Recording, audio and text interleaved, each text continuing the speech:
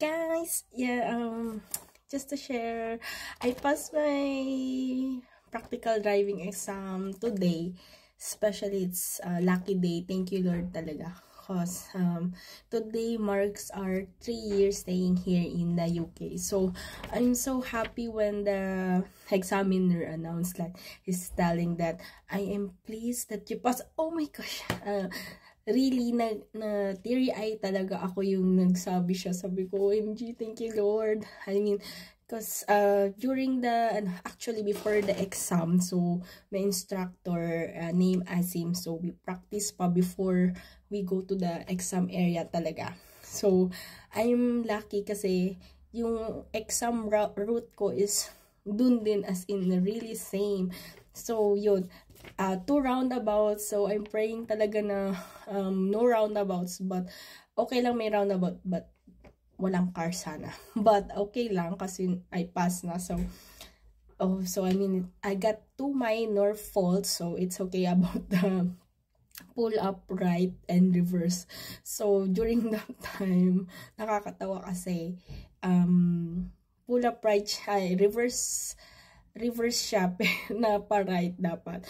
Pero nafe-feel ko sa car talaga pa left siya. Sabi ko, oh my gosh, pa left siya. So actually natatawa ako kasi sabi ko, shocks. Buti na lang na-correct ko siya and I able to straight the car parallel with on the front. And good thing there's like some pedestrians, so I just have time to focus and where to go to. Then after that, then ayun na, I'm so happy. This is my first driving exam. So this is the second time I tried to take the exam. Actually on the first one, I failed because I have two serious fault that time.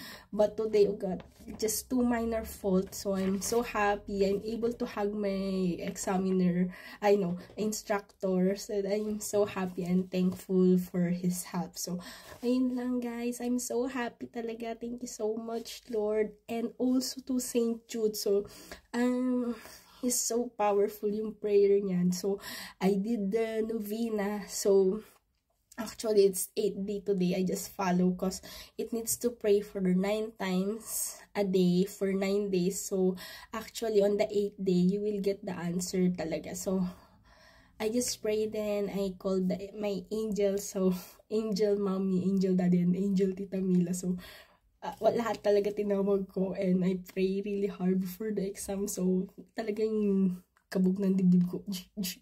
So, but I'm so happy I passed. Thank you so much. Big gift. So, after the exam, I called my husband and I'm telling, sabi ko, I'm sad, hindi ako nakapasa. But, ayun nga, nakapasa ako. Sabi, nung nakita ko siya, kasi nagpa-drop ako sa school. Kasi it's time for, going home for the kids. So, yun. So, I told him na I passed. So, he's very happy. Thank you, Lord. Yeah, so, I'm so happy to my examiner. He's so chill lang during the exam. So, what a relief finally. I can drive, but with the letter P still, with the car. So, but still, I'm so thankful. Thank you, Lord. Thank you, Lord, so much. That's